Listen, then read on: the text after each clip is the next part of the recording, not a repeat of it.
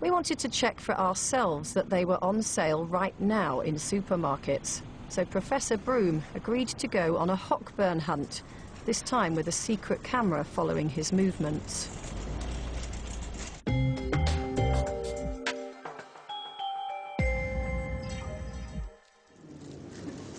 Professor Broom went shopping in the Cambridge branch of each of the big 4 supermarkets.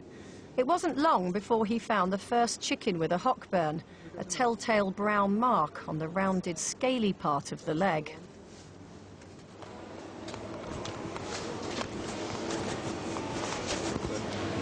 An obvious Hockburn there. More on one leg than the other. And as he continued his buying spree, Professor Broom had no trouble finding them. They were in every supermarket he went to.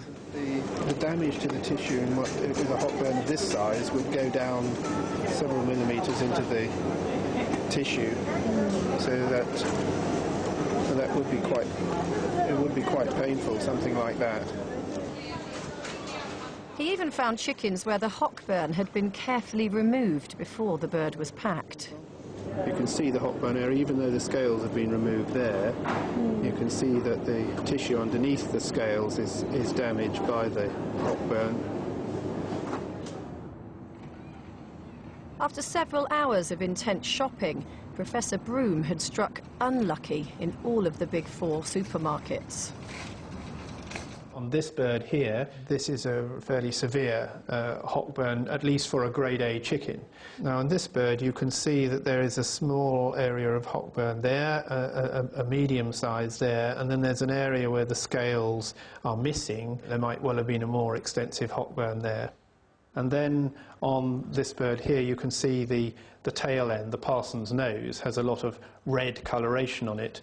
That area there would be the result of contact with the litter and some sort of friction on the litter for this bird during the time that it's in the house.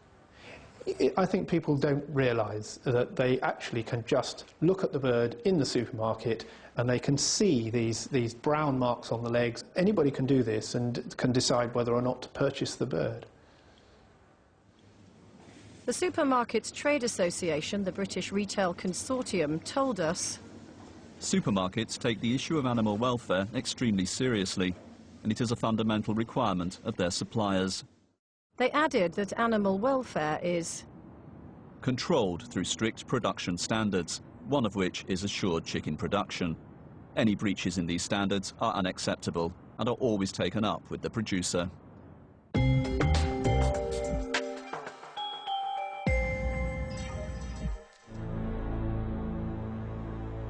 This chick has a disease called coccidiosis. It's a bacterial infection of the gut, which can sweep through a flock of chickens in no time. It causes loss of appetite and diarrhea. Birds with coccidiosis pass droppings containing tiny little spores called oocysts. And if, in the cramped conditions of the broiler house, birds start to peck at those droppings, the whole flock can soon be infected. But responsible chicken farmers like Alan Simpson take preventative measures by giving the birds feed containing special drugs called coccidiostats. They've been doing it for years. Trouble is, not much is known about the effect of coccidiostats on people. So, to be safe, farmers are required to withdraw them from the bird's feed several days before slaughter. But Organic Farming Pressure Group, the Soil Association, are worried that there may be some left when they're plucked, filleted and whisked off to the shelves.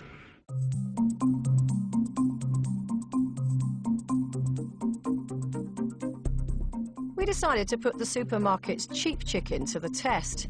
We went to all 4 major supermarkets and brought frozen chickens in each. And some chicken livers too, because that's where the coccidiostats are most likely to be found. We sent them to a top research lab in Germany to be tested for any sign of coccidiostat residue. This is what they found. There were traces in 37 of our 40 supermarket samples.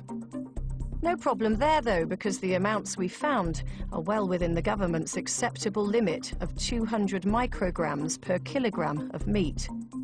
But all our chickens had the same coccidiostat in them. It's called nicarbazine, and it's the subject of a bit of a Euro scrap. Dr. Vivian Howard is one of the country's leading toxicologists. With respect to nicarbazine, this has been looked at by the EU in their FEDAP committee, and once again they've come up with a report which says there isn't enough information there for them to make a decision about the mutagenicity. So that's the ability of this medicine or drug to actually cause damage to DNA. And so they, in the absence of that information, they are saying that they can't set a maximum residue level. In other words, they can't decide whether nicarbazine is definitely safe at any level. And what that means is that whilst here in the UK the residue levels we found were well within the government's acceptable limits, some experts think there's good reason to be extra careful. I think we can be fairly certain that if you're eating chicken from broiler houses, you will be getting a level of exposure to this compound. Now, of course, the regulators will say, but it's underneath the maximum residue level, therefore it's safe. But I think that really, particularly with respect to infants and the fetus, we should be minimizing exposure. Now,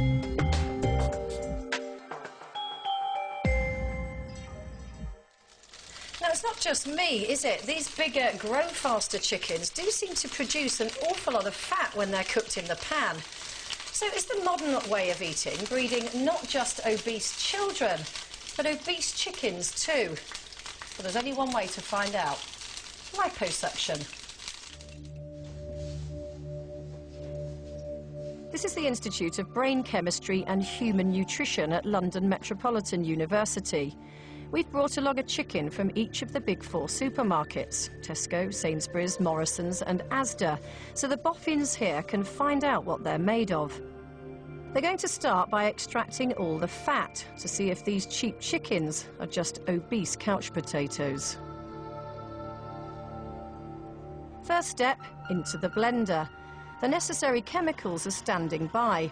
The whole chicken has to be reduced to a pink goo. Then add some solvent and the long process of extracting the fat is underway.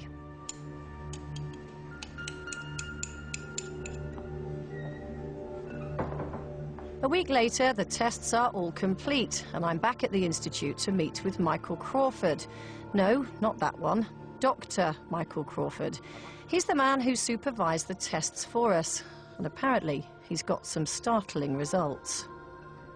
Well, this is the fat out of one single chicken, and that was about 17% fat. That's almost a pint of fat from one chicken. I'm horrified by this. Basically, they were all the same. I eat a lot of chicken. Right. Because I think it's low in fat. Well, it isn't. And that's just out of one chicken.